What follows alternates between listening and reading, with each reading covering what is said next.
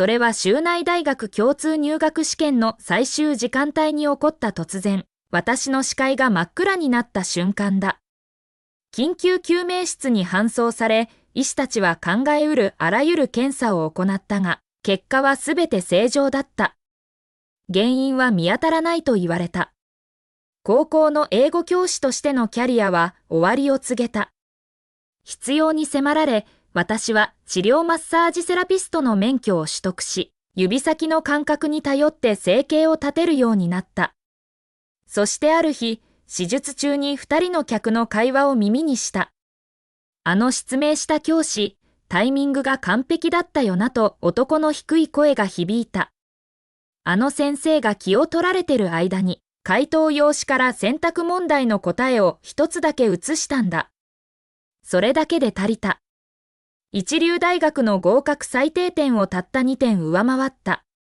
もう20年も前の話だ。先生、今どうしてるだろうな。ノースウッド高校、2005年の夏、第28試験会場。部屋が俺の人生を決めたんだ。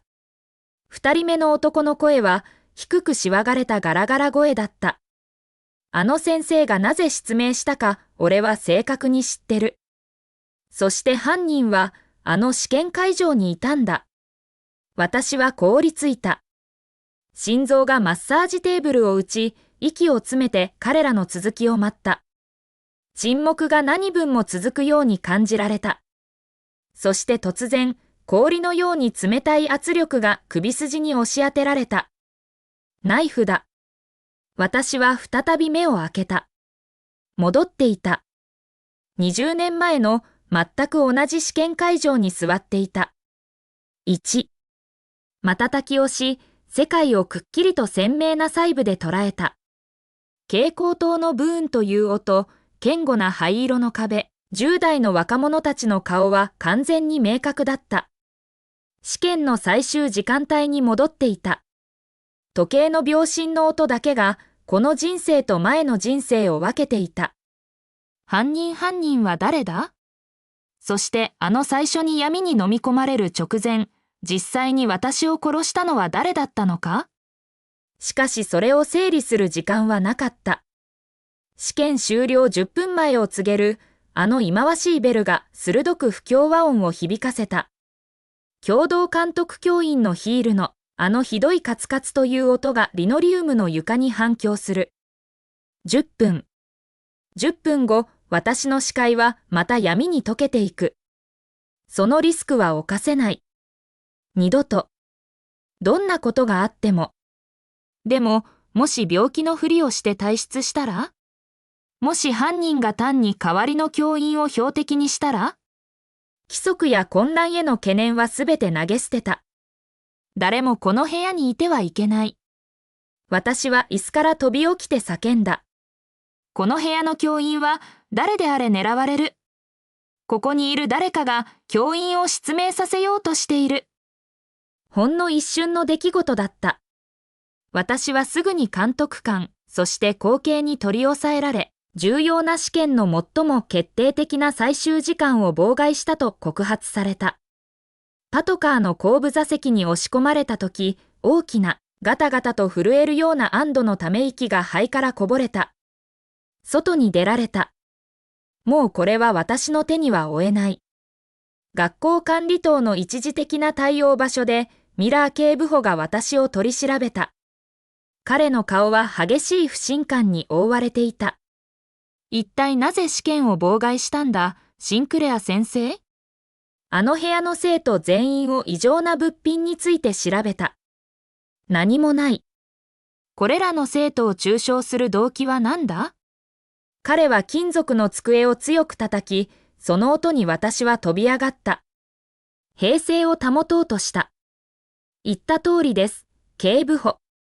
入室直前に囁きを聞いたんです、先生が失明すればいいのに、と言っている生徒がいました。私は彼を睨みつけた。試験監督という無意味なことで視力を失う代償は高すぎます。私の説明は明らかに彼を納得させなかった。それは緊張した子供の冗談に聞こえるな、シンクレア先生。あなたは教師だ。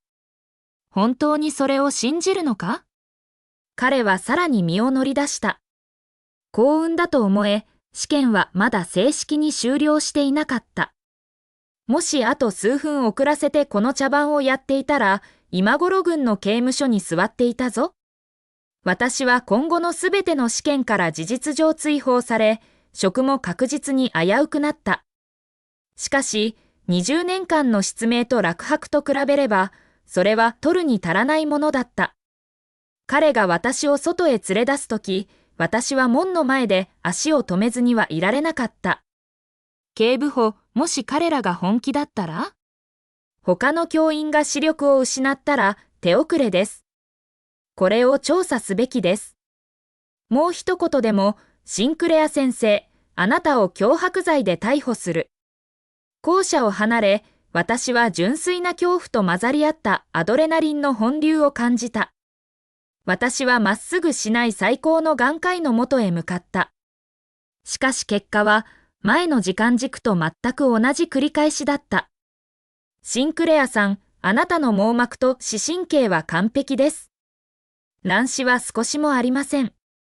あなたがおっしゃるこの突然の失明は医学的に不可能です。混雑した病院の待合室で、私は杖と盲導犬を杖た男性がロビーを進むのを見つめた。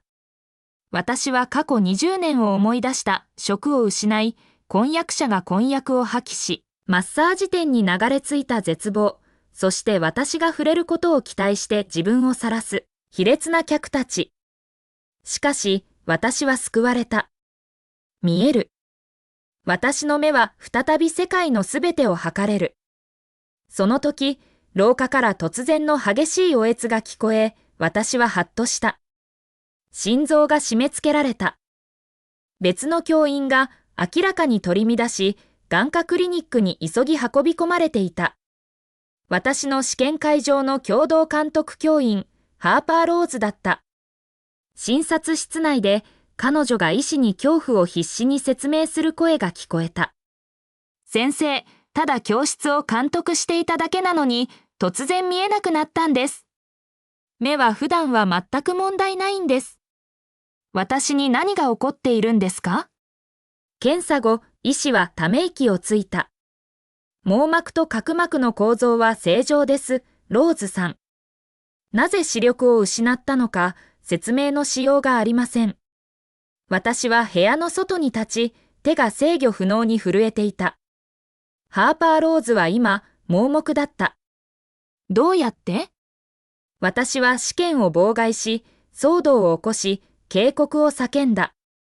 どうして犯人はまだ計画を実行できたのだろう？医師は機械の傍らに座り、つぶやいた。これは奇妙だ。ちょうど1時間前にも別の女性が来て、すべての検査が正常でも突然失明する可能性があるかと尋ねてきた。彼は私に気づき、名前を呼んだ。ハーパーは医師の声を聞き、たちまち私の声を認識した。あなたは私の教室の先生でしたね。あなたも失明したからここに来たんですか？あなたは私に警告しました。何か知っていたんですか？どの生徒が私にこんなことをしたんですか？彼女は恐怖に駆られ、狂乱しているように聞こえた。真実私がタイムトラベラーだということを彼女が信じないことは分かっていた。私は警察に使ったのと同じ口上を彼女に伝えた。試験開始直前に先生が失明すればいいのにと言っている生徒の声を聞いた気がしたんです。ドアの周りには生徒が多すぎて誰だかわかりませんでしたが、彼らは全員あの教室に入りました。おかしな話に聞こえるのはわかっていますが、ハーパーはヒステリックだった。調査して。調査しなきゃ。誰が何か歪んだトリックを使って私にこんなことをしたの？私は冷たい安堵の波を感じた。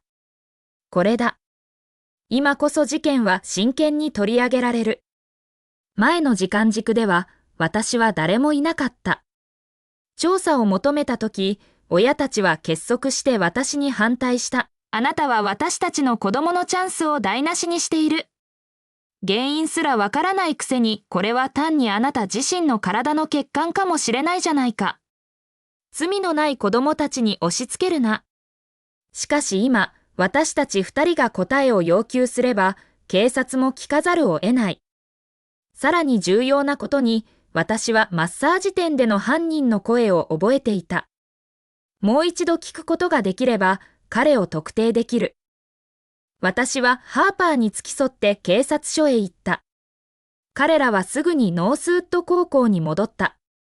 しかし、ますます憤りを募らせる生徒たちの再度の調査でも、まだ何も見つからなかった。試験の残り2日間を混乱させるわけにはいかないと警部補は主張した。試験がすべて終了したら徹底的な再調査を行う。しかし、噂はすでに広まっていた。なぜ私たちの教室だけ調べるの？誰がカンニングしたって責めてるの？カンニングじゃないよ。失明した先生の件だ。誰かが彼女を毒したと思ってるんだ。病気のふりをして試験監督から外れ、私はその後3日間、状況を監視した。私の目は完全に正常なままだった。ハーパーが美術教師で崩壊寸前であることを知った。彼女は絵が描けず、今では基本的な日常生活にも苦労していたまさに私の現実だった。3日間の病院が良い、すべては同じ腹立たしい答えで終わる、原因不明。ついに試験が終了した。生徒たちが少しずつ解散する中、私は緊張して待機室に近づいた。30人の生徒が中に詰め込まれていた。ハーパーと警察はすでに待っていた。では、シンクレア先生、あなたは先生が失明すればいいのにという生徒の声を聞いた。そうですね。私はうなずき、声が喉に詰まった。はい。そしてその声を覚えています。男子生徒でした。室内の男子から騒然とした声が湧き上がった。よし、この部屋の若い男性は全員、一列に並びなさいと刑事が指示した。この印刷された文章を一人ずつ声に出して読みなさい。彼は一枚の紙を掲げた。緊張する必要はない。自然な話し声を変えようとするな。一人ずつ男子生徒が文章を読み、去っていった。私は息を詰め、前の人生で私の喉を切る寸前に話した。あの低くしわがれた声の男の音色を聞き逃すまいと集中した。最後の男子生徒が最後の言葉を読み終えた。私の心は沈んだ。マッサージ店で聞いた2人の声のどちらも聞き取れなかった。私は20年間盲目だった。話し方のパターンで人を識別する能力を身につけていた。声は時間とともに変化するが、リズムと抑揚はめったに変わらないものだ。もう一度試した。最後の3人の男子をもう一度聞かせてもらえますか？今度は目を閉じ、視覚ではなく音に集中した。そして、欠陥を見つけた。一人の男子が意図的に声の調子を変え、不自然に高く聞こえるようにしていた。イーサン・ケラーだ。選択問題の答えを写したと告白したあの少年だ。もしカンニング犯の声がわかれば、やがて実際の犯人の声も見つけられる。直前にもう一人の男子と話していたのを覚えていますと私はイーサンを指さして告発した。ハーパーは狂乱した様子だった。よかった。警察に言いなさい。どうやって私を失明させたの？しかし、イーサンは教室で誰とも話していないと主張した。先生、誓って何もしてません。誰とも話してません。ただただあの先生が突然動かなくなった後、回答用紙をちらっと見ただけです。彼はすぐにさらなる取り調べのために連行された。彼の自白が前の時間軸の最初の男の言葉と一致したので、彼が犯人ではないことは分かっていた。彼がまだ犯人に出会っていない可能性もある。しかし、もう一人の男はどこにいる？なぜ彼は私にこんなことを？彼のことも知らないのに。私がたとえ失明しても、他の先生が代わりに監督するんだから彼はやっぱりカンニングできなかったはずじゃないか。ハーパーは完全なヒステリーに近づいていた。彼女は膝をついた。お願い。頼みます。どうやってやったか教えて。どうすれば元に戻るか教えてくれたら告訴しない。私には子供がいるの。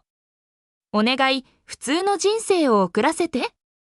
彼女の苦痛は私自身の過去を焼き付ける鏡だった。